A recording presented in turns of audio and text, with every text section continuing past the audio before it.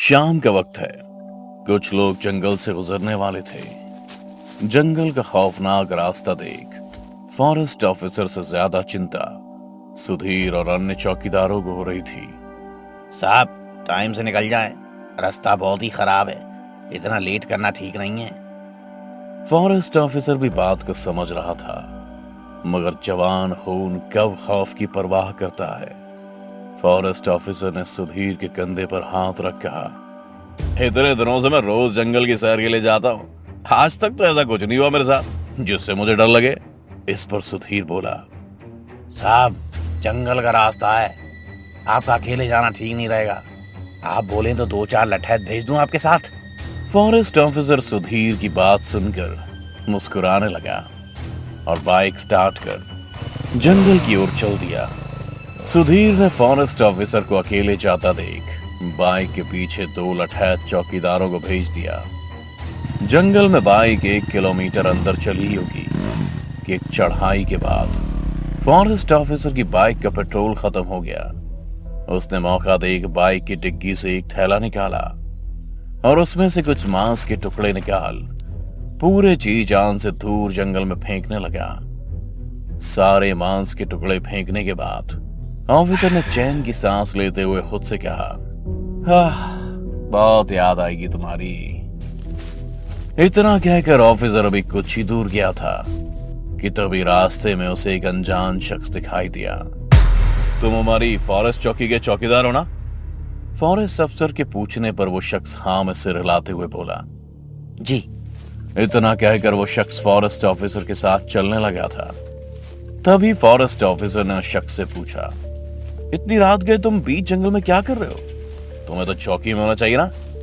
इस पर forest officer के साथ चल रहे उस शख्स ने फिर हाँ में सिर हिलाया और कहा, जी। वो शख्स फॉरेस्ट ऑफिसर के हर सवाल का जवाब जी में ही देता था। अफसर ने उस शख्स से फिर कहा, इतनी गर्मी में कंबल, बुखार है तो घर में बैठो। ऑफिसर की इस बात पर भी उस शख्स ने हाँ में ही सिर हिलाया और जी कहा, पर ऑफिसर का मन खट्टा हो गया था। दोनों बात करते करते करीब 2 किलोमीटर और आगे बढ़ चुके थे। पूर्णिमा की रात थी, चांद भी अपने पूरे शबाब में था।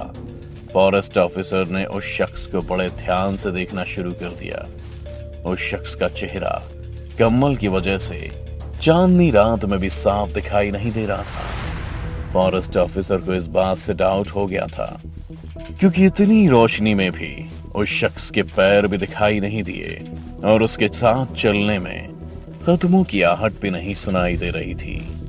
उसने बुदबुदाते हुए खुद से कहा, हो ना हो, ये आदमी तो नहीं है। सुधीर सही बोल रहा था, मुझे अकेले इतनी रात को जंगल में नहीं आना चाहिए था। खैर, ऑफिसर ये सोच ही रहा था कि पीछे से साइकिल पर आ रहे कुछ लोगों की आवाजें सुनाई थी।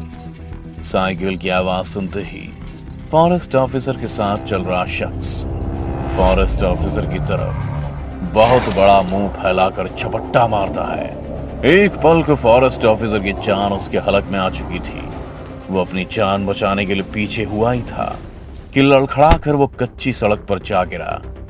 फॉरेस्ट ऑफिसर अपनी एड़ियां रगड़ता हुआ डर के मारे पीछे हटता जा रहा था, क्योंकि उसके सामने खड़ा वो शख्स आधा जानवर और आधा इंसान का रूप ले एक दैत्य बन चुका था और फॉरेस्ट ऑफिसर की मौत पर उसी की तरफ बढ़ रहा था। पर इससे पहले वो शख्स फॉरेस्ट ऑफिसर पर हमला करता, साइकिल पर आ रहे लोगों ने शोर मचाना शुरू कर दिया, जिससे सुन वो दैत्य जंगल की झाड़ियों में कूद कर गायब हो गया।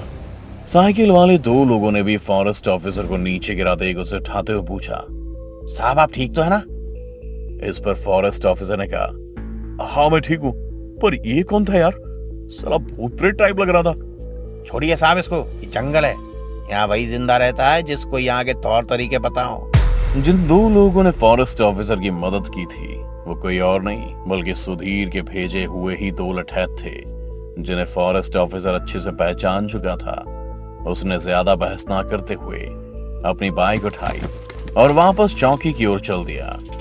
आखिरकार घंटे भर की पदयात्रा के बाद अफसर अपनी फॉरेस्ट चौकी पर पहुंच गया था। फॉरेस्ट अफसर की हालत देख सुधीर समझ गया था कि जरूर फॉरेस्ट ऑफिसर के साथ कुछ गलत हुआ है।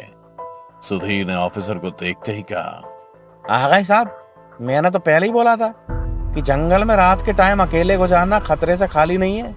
अबे कुछ रोज पहले तो संजो को मर्डर पाओ, क्या कुछ गुंडे बदमाश लोग के ऊपर पेट्रोल डाल के जिंदा जलाए देते रहे। तो वो साला भूत बन गया क्या?